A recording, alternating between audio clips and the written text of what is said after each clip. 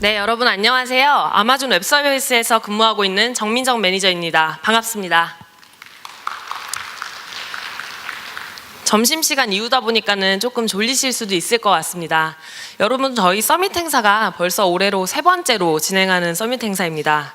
이렇게 대규모로 서밋 행사를 치르고 나면은 여러분들께서 항상 설문지에 남겨주시는 피드백 사항이나 인터넷에 올리시는 블로그 후기들을 통해서 서밋 관련해서 어떤 생각들을 가지셨는지 저희가 몰래 염탐을 좀 하고는 합니다.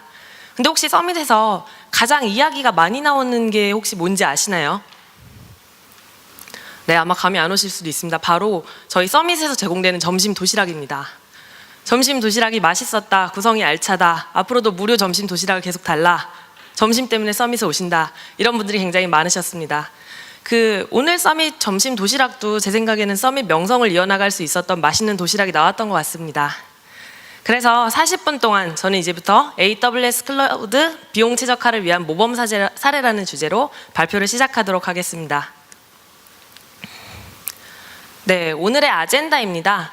먼저 AWS에 대한 비용 이야기를 하기 위해서는 TCO에 대해서 한번 짚고 넘어가도록 하겠습니다. 다음으로는 비용 최적화의 5가지 방법을 하나씩 설명을 드릴 예정이고요. 세 번째로는 이런 비용 최적화 방법들이 적용된 사례에 대해서 살펴보도록 하겠습니다. 그리고 오늘 말씀드린 부분들을 정리하고 요약하면서 세션을 마칠 예정입니다. 태초에 TCO라는 말이 있었습니다. 사실 여러분들 이 TCO라는 단어를 굉장히 오랜 기간 동안 들어오셨기 때문에 아주 익숙한 단어이실 거라고 생각을 합니다. 근데 사실 여러분들 TCO가 왜 중요하냐면은 이 TCO라는 거는 이제 여러분들이 AWS를 사용하시면서 AWS의 장점인 확장성, 고가용성, 민첩성, 글로벌 이런 이점들을 누리시면서 동시에 또 TCO 비용을 낮추고 싶어 합니다. 서비스가 좋은 건 좋은 거고 싸면 더 좋은 거죠. 그렇기 위해서 저희가 TCO라는 비용의 절감 효과를 이야기하기 위해서는 사실은 TCO에 대한 명확한 이해가 선행이 되어야 합니다.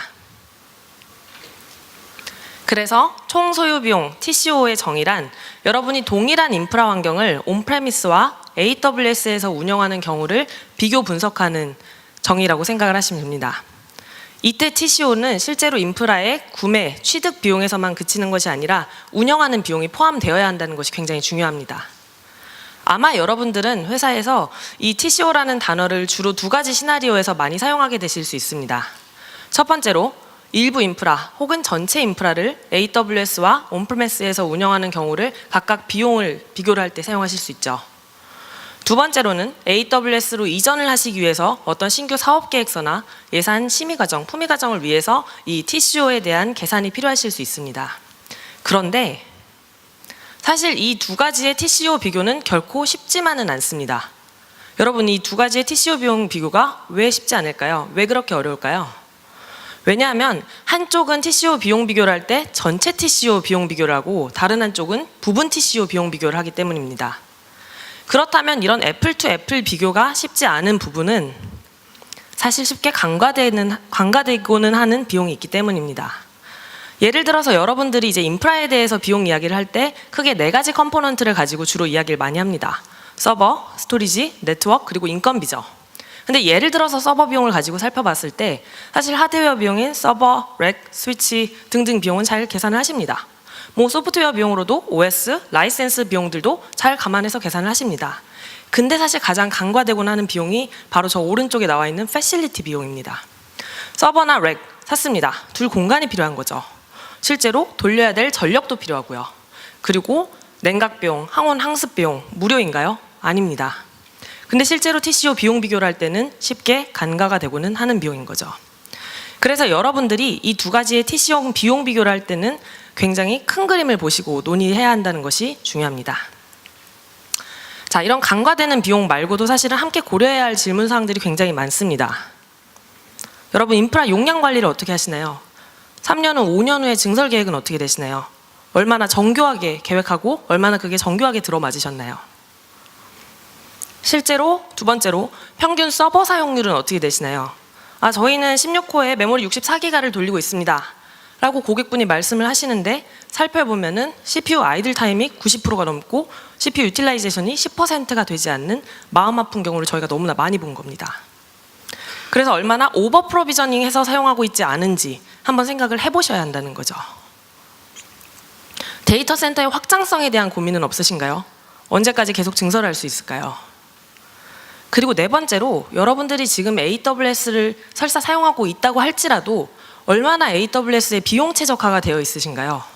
여러분들이 지금 내고 있는 비용이 꼭 AWS를 사용하면서 내셔야만 비용인 게 맞을까요? 고민 한번 해보셔야 된다는 겁니다.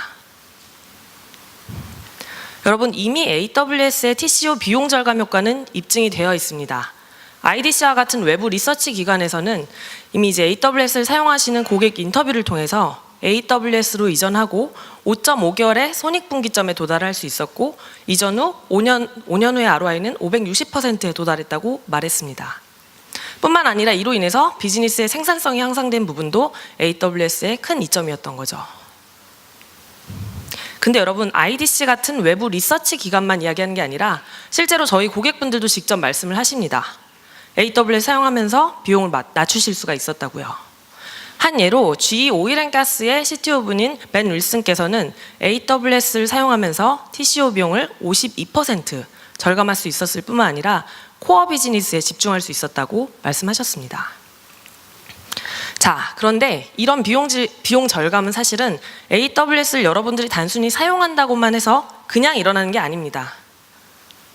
물론 그냥 일어나는 경우도 있습니다. 저희 AWS가 이제 올해로 서비스를 한 지 11년이 됐는데요.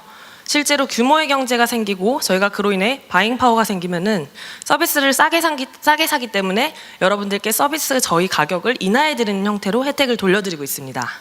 그렇게 저희는 벌써 60번의 가격 인하를 했습니다.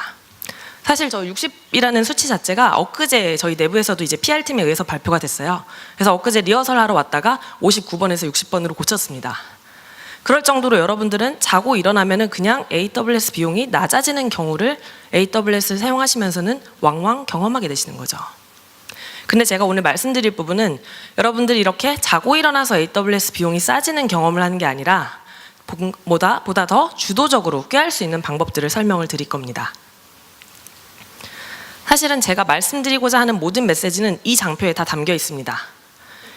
굉장히 중요한 메시지인데요. AWS에서 얘기하는 비용 최적화라는 것은 여러분이 사용하는 리소스만큼 비용을 지불하는 것이 아니라 필요한 만큼만 리소스를 사용하고 그만큼만 비용을 지불하는 것입니다. 사실 클라우드에서 비용이라는 건 더 이상 고정 비용이 아닙니다. 여러분들이 사용한 시간만큼 돈을 내시는 거고 사용한 용량만큼 돈을 내게 되는 겁니다. 그렇기 때문에 필요한 만큼만 리소스를 사용한 것이 가장 중요한 거죠. 자, 근데 AWS의 비용은 사실 AWS의 다양한 요소와 너무나도 복합적이고 유기적으로 연결이 되어 있습니다. 그렇다면 이런 비용 최적화 어떻게 시작을 해야 될까요? 어디서부터 시작해야 할까요? 그래서 오늘 비용 최적화를 위한 5가지 방법을 설명드리도록 하겠습니다. 지금부터는 보다 더 경청해 주셔야 합니다.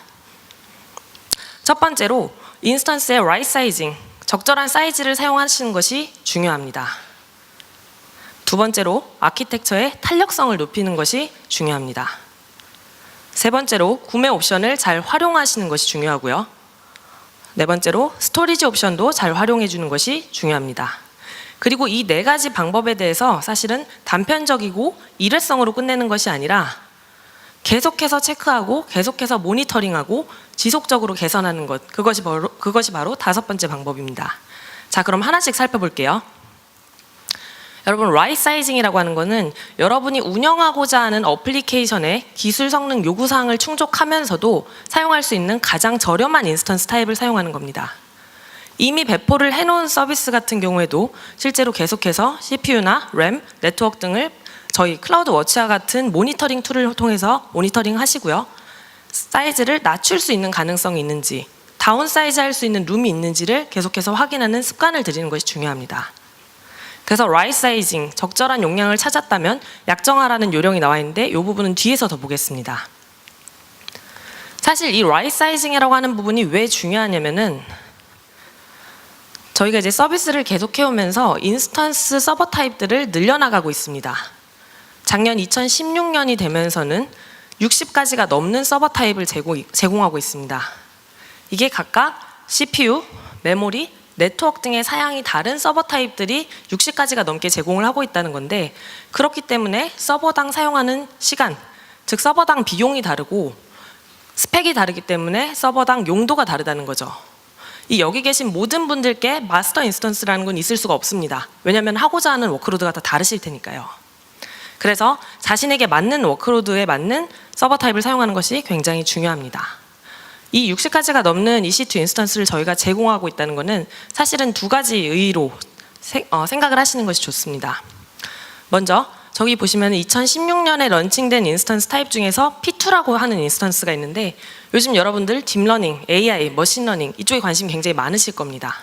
그런 타입에 적합한 P2라는 인스턴스가 사실 최근에 서울리전에도 출시가 되었습니다. 즉 첫 번째 의의는 여러분이 사용하고자 하는 워크로드를 뒷받침해주는 인스턴스 타입을 이미 저희는 제공을 하고 있다는 거죠. 두 번째로, 사실 계속 시대가 발전하고 기술이 좋아질수록 더 좋은 하드웨어, 더 좋은 칩셋이 나옵니다. 그런 부분을 바탕으로 저희는 좀 더 성능이 좋고 좀 더 가성비가 좋은 인스턴스 타입들을 계속해서 혁신해 나가면서 여러분들께 제공해드리고 있는 겁니다. 자, 두 번째로 탄력성을 높이는 것입니다. 기본적으로 탄력성을 높인다는 것은 사용하지 않을 때는 끄고 사용할 때는 잘 사용하는 겁니다. 즉 데브 테스트, 교육용 인스턴스들 주말에는 끄시고 퇴근할 때는 끄시는 겁니다. 그런 비용을 안 내시거든요. 두 번째로, 사용할 때 이제 오토 스케일링 같은 기능을 잘 사용하시는 것도 좋은데, 저 오토 스케일링 같은 기능은 실제로 서비스의 수요에 맞춰서 인스턴스가 자동으로 늘어났다 줄어들었다 하는 기능입니다. 예를 들어 이제 제 고객분 중에 디스패치라는 분이 계시는데, 실제로 디스패치는 특종 기사를 내고 그러면 이제 네이버 실시간 검색어에 짧게는 몇십 분, 길게는 몇 시간까지만 사용자가 늘어납니다. 그때 저 기능을 통해서 서버를 늘리는 거죠. 그리고 기사의 인기가 잠잠해지면 다시 서버를 줄이는 거죠. 오토 스케일링은 따로 비용이 들지 않습니다. 그렇기 때문에 서버 사용량에 의해서 비용을 내는 거기 때문에 실제로 리소스를 낭비할 필요가 없는 겁니다. 예전에 어떤 고객분이 저한테 신제품을 AWS를 활용해서 사용해 볼까 하는데 비용이 얼마가 나올지 몰라서 못 쓰겠다, 이렇게 말씀하셨던 적이 있습니다.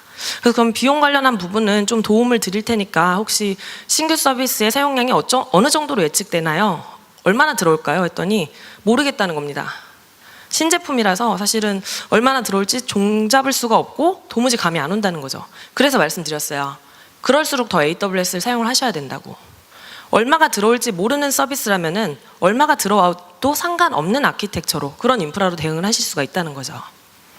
그래서 이런 탄력성의 요령은 여러분이 항상 사용하는 온디맨드 인스턴스에서 20-30%는 탄력적으로 대응할 수 있도록 만들어 두시는 것이 중요합니다. 자, 세 번째로 적합한 구매 옵션을 활용하기입니다. 사실 여기서부터는 제가 조금 더 자세하게 설명을 드릴 건데요.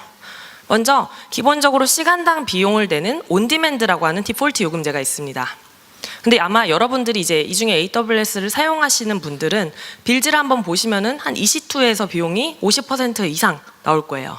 그래서 그 말인즉 EC2 인스턴스의 요금제를 달리해 보면은 AWS 비용을 전폭적으로 낮출 수가 있다는 거죠. 그래서 온디맨드라고 하는 요금제 외에도 예약 인스턴스와 스팟 인스턴스라고 하는 요금제를 설명드리겠습니다.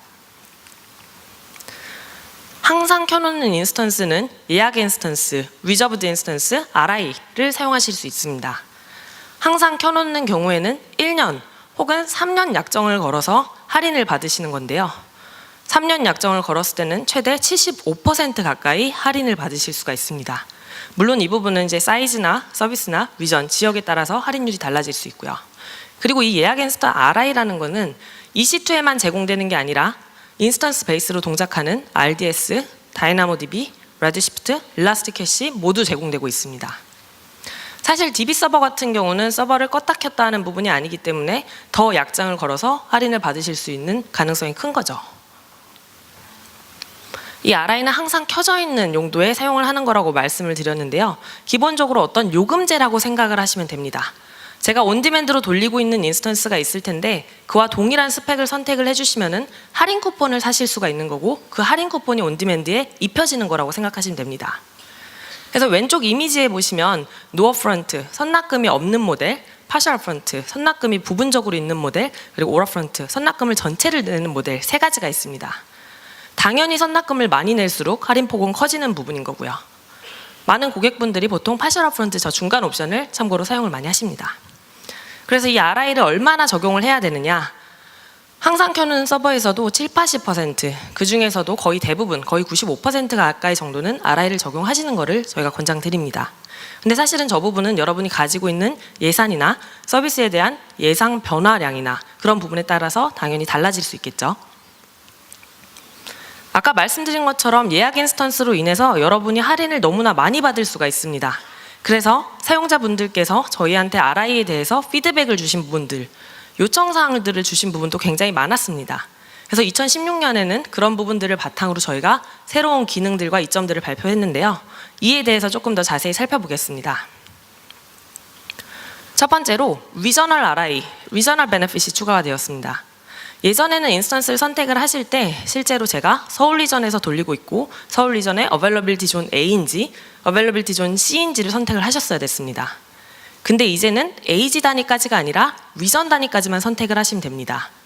그래서 인스턴스 타입을 서버를 굉장히 많이 가지고 계신 고객분들 경우에는 그 AG 단위까지를 매칭하기가 굉장히 어려웠는데 이제는 리전 단위까지만 매칭을 하시면 RI는 자동으로 그 리전 내에 있는 인스턴스에 적용이 됩니다. 두 번째로 컨버터블 RI가 추가되었습니다. 사실 RI 적용을 꺼려하셨던 고객분들은 이게 이제 인스턴스 타입의 RI가 고정되는 게 싫어서 변경 가능성이 있어서 이런 부분이 굉장히 많았습니다. 근데 이제 컨버터블 RI라고 하는 거는 기본적으로 3년 약정이 요구됩니다. 온디맨드 대비해서는 45% 가까이 저렴하고요. 대신 3년 약정이 대신에 여러분이 사용하시면서 인스턴스 패밀리, 타입, 그리고 사이즈를 변경하실 수가 있습니다. OS도 마찬가지고요. 그래서 기존의 RI보다는 조금 더 유연성이 많이 가미된 부분입니다. 자, 제가 제일 사실은 열광했던 기능입니다. 바로 지난달에 나왔던 따끈따끈한 인스턴스 사이즈 플렉서빌리티라고 하는 기능입니다. 이 RI는 같은 인스턴스 패밀리 내에서 RI가 자동으로 공유된다는 개념인데요. 사례를 통해서 살펴보도록 하겠습니다. 자, 여러분 왼쪽에 보시면은 인스턴스 사이즈가 나와 있고요. 오른쪽에는 노멀라이제이션 팩터, 정규화 수치, 그냥 점수라고 생각을 하시면 됩니다. 즉 인스턴스 타입이 각각의 점수를 가지고 있는 거예요. 그래서 스몰은 1점, 미디움은 2점, 라지는 4점 이런 식으로 인스턴스 타입이 하나씩 커질 때마다 점수가 2배씩 늘어납니다. 자, 그럼 이제 오른쪽에 있는 그 텍스트로 넘어와서 제가 서울 리전에서 C4 4X 라지라고 하는 인스턴스의 RI를 한 대를 샀습니다. 저 테이블표를 보면은 저희 인스턴스는 32점짜리 친구죠. 근데 제가 서비스를 운영하다 보니까 제가 4X 라지가 필요하지 않은 거예요.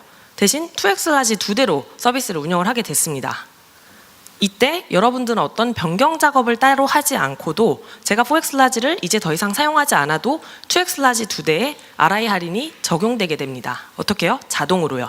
왜냐하면 16점짜리 2개는 뭐 여러분들 당연히 계산하실 수 있겠지만 32점 동일하기 때문이죠. 자, 2X 라지 2대가 아니라 이번에 X 라지 4대로 바꿨어요. 8 곱하기 4가 32인 한 제 RI는 자동으로 할인이 적용됩니다. 그래서 C4 4X 라지 인스턴스를 제가 구매한 인스턴스 타입을 사용하지 않더라도 C4라고 하는 인스턴스 패밀리가 동일한 한 저 왼쪽에 나와 있는 산술 조합에 의해서 제 RI 혜택은 밑에 있는 인스턴스 타입들로도 다 적용이 됩니다. 자동으로요. 반대 질문이 나올 수 있습니다. 실제로 고객분이 질문하셨던 거였어요. 제가 그러면 이번에는 이제 제일 작은 인스턴스 타입인 엑슬라지 인스턴스 8점짜리 RI를 샀어요. 근데 서비스를 하다 보니까는 너무 좋게도 서비스가 너무 잘 돼가지고 인스턴스의 사이즈를 스케일업을 한 거예요. 2X 라지로요. 상식적으로 생각하시면 됩니다. 제가 가지고 있는 16점짜리에서 8점은 RI로 적용되고 8점만 온디맨드 비용을 내면 되는 거죠. 이 기능이 시사하는 바가 뭐냐면은 여러분들이 예전에는 인스턴스 타입의 RI가 적용됐기 때문에 이제는 사실은 좀 부담 없이 인스턴스 패밀리 군에 대해서만 제일 많이 생각을 하시면 됩니다. C4, M4, 22 이런 식으로요. 그래서 조합이 맞는 한 제가 산 RI는 자동으로 적용이 되게 되어 있습니다. 자, 이번에는 스팟 인스턴스라고 하는 재미있는 요금제를 설명드리도록 하겠습니다. 스팟 인스턴스는 기본적으로 미사용된 잉여 인스턴스를 여러분들이 경매를 통해서 사용하는 것을 의미합니다. 주식시장의 수요와 공급에 의해서 가격이 형성되듯이 이 스팟 인스턴스는 이 인스턴스 타입을 원하는 사람들의 수요와 실제로 미사용된 잉여 인스턴스의 공급 풀에 의해서 시장 가격이 형성됩니다. 기본적으로 경매 컨셉이기 때문에 여러분들이 인스턴스의 생명 주기를 컨트롤할 수는 없고요. 그 대신에 온디맨드 대비해서 90% 가까이 저렴합니다. 자, 그럼 이런 스팟 인스턴스를 언제 사용하면 좋으냐? 빅데이터 분석, 배치 작업, 크롤링 혹은 대량 병렬 계산을 할 때 사용하시면 좋은 거죠. 그리고 참고로 스팟 인스턴스에는 실제로 제가 원하는 CPU 조합, 메모리 조합을 정해놓으면 그 집합을 만들어주는 스팟 플릿이라는 기능과 제가 스팟 인스턴스의 사용량을 1시간부터 6시간까지는 보장받을 수 있는 스팟 블락이라는 기능도 함께 사용하실 수 있습니다. 스팟 인스턴스의 규칙 룰에 대해서 잠깐 설명을 드릴게요. 여러분 저 이미지 보이시죠? 저 이미지는 실제로 R3 4X 라지라고 하는 인스턴스 타입의 미국 이스트 1D네요. 미국 한 에이지의 일주일 동안의 스팟 인스턴스 마켓 평균 가격입니다. 저 1.4불짜리 온디맨드 인스턴스를 저는 일주일 동안 거의 평균적으로 13% 가격인 0.1788불에 사용을 할 수가 있습니다. 자, 스팟 인스턴스는 경매라고 말씀을 드렸어요. 그럼 제가 이 인스턴스 타입을 쓰기 위해서 경매 가격 입찰을 해야겠죠. 제가 온디맨드 가격의 한 25%를 비딩해서 입찰에 참여를 하겠습니다. 50% 가격에 비딩을 하겠어요. 75% 가격에 비딩을 하겠어요. 이때 실제로 형성되는 초록색 선인 시장 가격이 제가 비딩한 가격을 넘지 않는 이상 저는 저 인스턴스를 사용을 할 수가 있습니다. 그럼 만약에 초록색 라인이 저 밑에 있는 주황색 라인을 넘기는 순간은 어떻게 될까요? 인스턴스를 뺏길 수 있습니다. 경매니까요. 근데 바로 뺏어가는 것이 아니라 실제로 마무리를 할 수 있는 2분의 시간을 드립니다. 네, 웃으시는 분들이 계시죠? 마무리하실 수 있는 시간을 드리는 겁니다. 그래서 50%의 이제 온디맨드 가격의 50%로 비딩을 했을 때는 한 번 정도 아마 방해를 받을 수가 있겠죠. 근데 여기서 중요한 거는 여러분들이 입찰한 가격에 쓰는 게 아니라 실제로 형성되는 마켓 가격에 저희 스팟 인스턴스 사용하는 겁니다.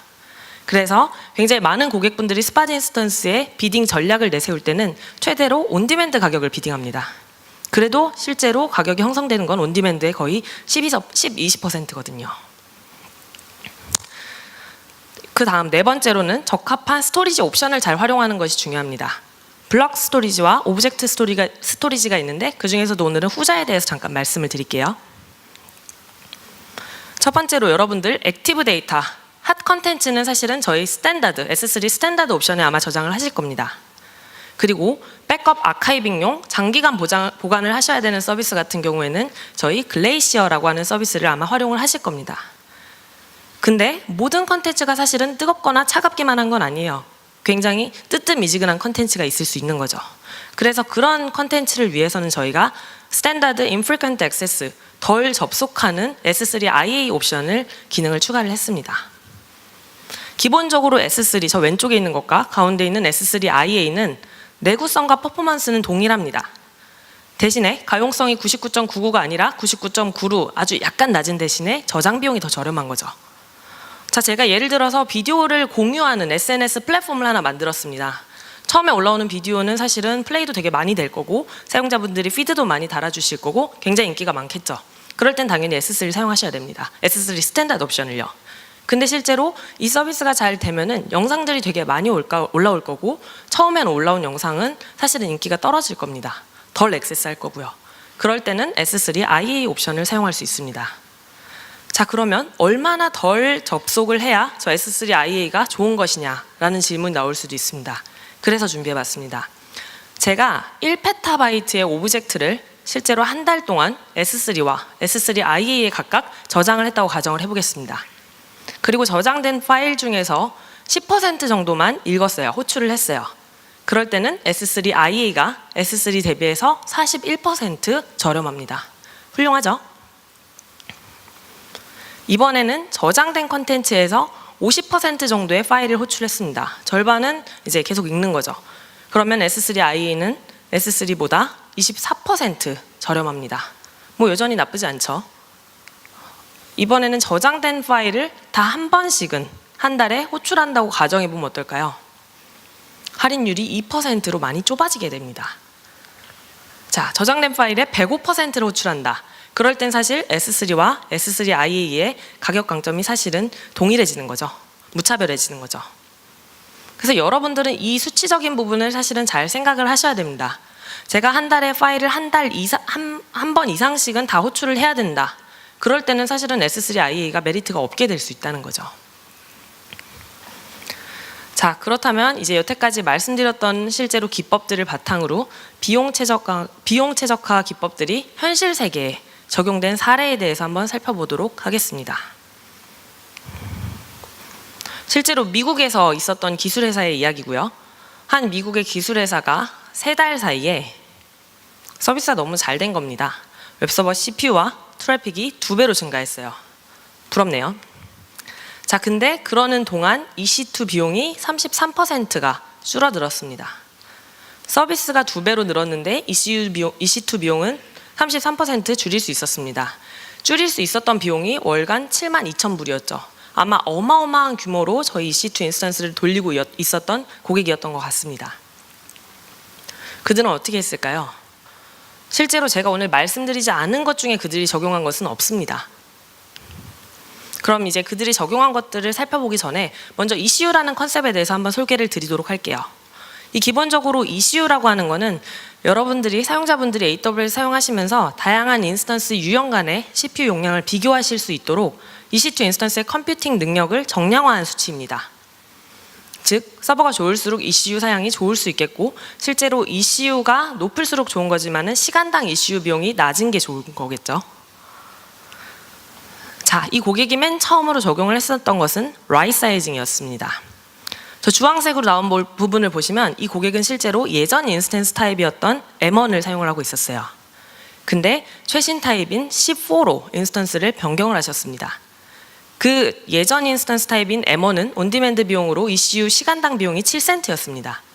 근데 C4 같은 경우는 시간당 ECU 비용이 2센트입니다. 그래서 최신 세대로 변경을 하시면서 ECU 비용을 70% 가까이 감소를 하신 겁니다. 어떤 페널티나 어떤 계약을 새로 진행하지 않고도 말이죠. 참고로 저희가 이제 예전 인스턴스보다는 최신 세대를 사용하는 거를 굉장히 많이 권고를 드리고 있습니다. M1, M2, M3, M4 이런 식으로 뒤에 있는 숫자가 높아질수록 최신 세대라고 생각을 하시면 됩니다. 두 번째로 그러고 나서 이제 라이트 사이징을 찾고 나서 눈을 돌려보니까는 항상 이제 기본 요금제인 온디맨드로 이 서버들이 다 돌아가고 있었던 거예요. 그리고 굉장히 서버가 이 사용이 실제로 스파이키하게 그로스를 성장을 하고 있었기 때문에 왼쪽에 보시면 그 데일리 ECU 사용량은 당연히 늘어나겠죠. 이 늘어나는 와중에서도 온디맨드 인스턴스에서 최소한 미니멈으로 항상 사용하는 인스턴스 타입들에 대해서는 예약 인스턴스 약정을 겁니다. 그를 통해서 유닛 코스트를 한 번 더 30% 가까이 줄일 수가 있었던 거죠. 그래서 이런 기본 적용들과 볼륨 최적화 과정을 통해서 유닛 코스트를 85% 가까이 감소를 할 수 있었습니다. 자, 여러분 어떤가요? 이 비용 최적화 과정이 쉽게 느껴지시나요? 사실은 쉽지만은 않을 수 있습니다. 왜냐하면 여러분이 이제 AWS 서비스를 사용하시면서 굉장히 대량의 리소스를 쓰신다. 혹은 기존의 서버 구성은 이렇게 해야 돼 라고 하는 고정관념에 사로잡혀서 사실 클라우드의 장점을 못 누리실 수도 있습니다. 그리고 세 번째로 리소스가 얼마나 사용되고 있는지에 대한 비저빌리티, 가시성이 있어야 됩니다. 대시보드나 BI를 통해서 확인하실 수가 있어야 되는 거죠. 그리고 네 번째로 제가 사실 AWS 비용을 월 비용을 한 500불 정도 아꼈어요. 저한테 치킨 한 마리라도 떨어질까요? 이런 오너십 관점에서 사실은 비용 최적화라는 것이 회사에서 적용하는 게 말처럼 쉽지만은 않습니다. 이 중에서도 저 비저빌리티, 가시성이라고 하는 부분에 대해서 좀 더 살펴보자면은 사실 거기서 저희가 말씀드렸던 5번째 방법이 나옵니다. 여러분이 계속 사용되고 있는 것에 대해서 측정을 하셔야 되고요. 계속해서 모니터링을 하셔야 되고요. 그를 바탕으로 계속해서 개선을 해나가는 과정이 필요합니다. 자, 저희는 여러분들이 AWS를 사용하시면서 저런 수치들에 대해서 계속해서 KPI를 측정을 하고 계속 트래킹을 하시기를 권장을 드립니다. 하루에 인스턴스가 얼마나 켜져 있는지 혹은 인스턴스가 얼마나 라이트 사이징으로 되어 있는지 그리고 항상 돌아가는 리소스들은 얼마나 RI에 의해 커버되고 있는지 RI 활용률이 얼마나 되는지 이런 수치들은 실제로 여러분이 사용하시는 AWS 비용과 직결되는 부분입니다.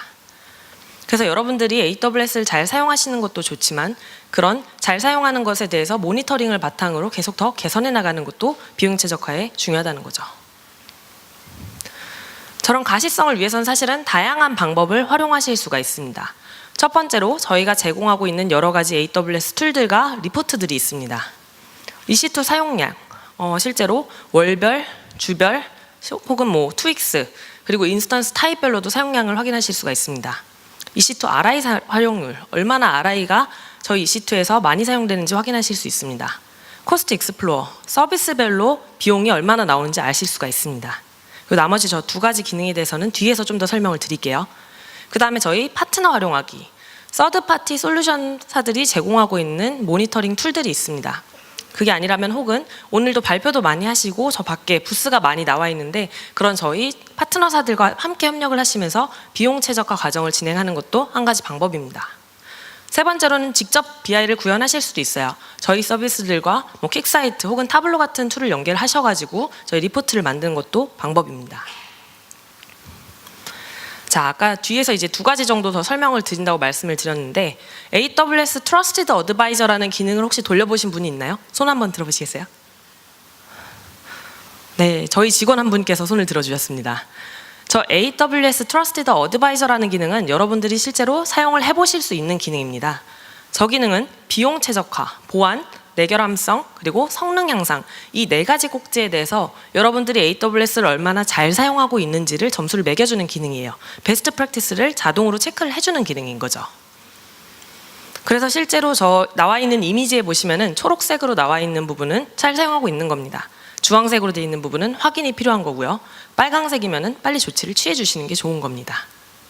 자, 저 중에서 비용 최적화 맨 왼쪽에 있는 걸 한 번 더 들어가면은 제가 사용하고 있는 EC2에서 낮은 유틸라이제이션을 보이고 있는 인스턴스들이 몇 대 중에 총 몇 개가 있고 만약에 저 부분을 라이트 사이징을 했을 때 잠재적인 월 할인 비용이 얼마가 되는지를 확인하실 수가 있습니다. 자, 이 트러스티드 어드바이저 기능은 여러분들께서 무료로 사용을 하실 수가 있고요. 다만 전체 기능, 고급 기능들, 자세한 기능들을 확인하기 위해서는 저희 서포트 레벨 중에서 비즈니스 서포트를 구독하고 계시면 됩니다. 그래서 실제로 사용하시는 고객분들께서 저희 리포트를 돌려보시고 변경하라고 하는 게 있으면 변경하고 다시 리포트를 돌려보시고 또 변경하고 그런 식으로 계속해서 베스트 프랙티스를 만들어 나가시고는 합니다. AWS 버짓, 이 기능은 재작년 10월에 출시된 기능입니다. 실제로 이제 기업 규모가 커질수록 여러분들이 예산 범주 내에서 AWS 비용과 사용량을 컨트롤하는 게 굉장히 중요하실 텐데요. 그래서 월별, 분기별, 연별 이런 예산을 설정을 해놓으시고 제가 사용하는 부분이 예산 중에서 몇 %에 다다랐는지 알림을 받으실 수 있습니다. 계정당 2만 개 정도의 버짓을 생성하실 수가 있고요. 자, 거의 오늘은 이제 조금 빨리 진행이 되고 있었는데 클라우드, 기존 과거 환경에서 여러분이 이제 인프라를 사용하실 때는 계획을 하시고 구축을 하시고 그 다음에 실행을 하시고 이 과정이 사실은 너무나 순차적으로 진행됐습니다. 그리고 진행하는데도 사실은 몇 달이 걸리는 부분이었던 거죠. 만약에 제가 잘못된 게 있어서 원복을 하고 싶어서도 사실은 돌아갈 수 없었습니다.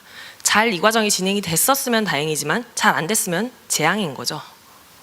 근데 여러분 AWS에서는 여러분들이 설계하고 구축하고 모니터링하고 다시 설계하고 다시 구축하고 다시 모니터링하고 그런 과정이 수분 안에 진행되는 부분입니다.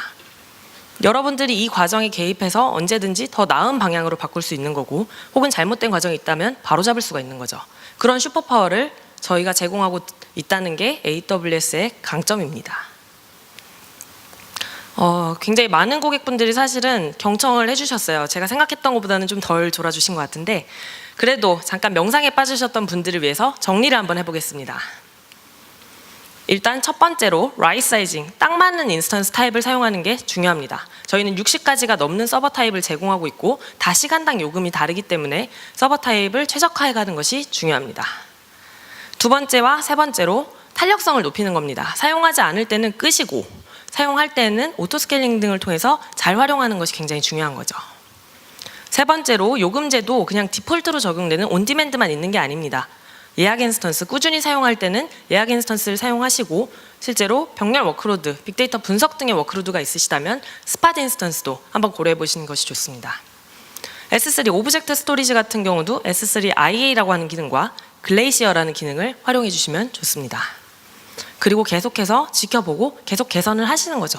사실 여기에 정답은 없거든요.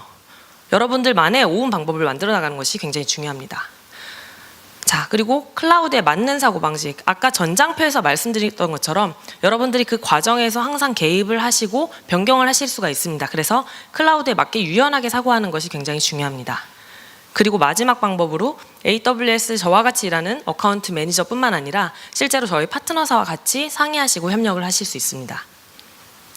자, 오늘 제가 말씀드린 부분은 실제로 저희가 다 웹사이트에도 제공을 하고 있는 내용들입니다. 여러분들이 구글에 AWS 코스트 옵티미제이션이라고 검색을 해보시면은 실제로 저희가 내놓은 방법들이 제일 많아요. 저희 클라우드가 시간당 비용을 청구를 하고 있다는 것은 여러분들께 시간당 트러스트를 얻어야 된다는 의미이기 때문입니다. 그래서 여러분들이 AWS를 사용하는 시간마다 비용이 아깝지 않다고 생각을 하셨으면 좋겠습니다. 그래서 이 리소스에서는 좀 더 추가적이고 활용 가능한 방법들을 확인하실 수 있겠고요. 네, 일단 경청해 주셔서 감사합니다. 말씀드린 것처럼 여러분들이 피드백을 주시는 부분이 저희 서밋을 개선하는 데 많은 도움이 됩니다. 피드백 주시면 감사하겠습니다. 감사합니다.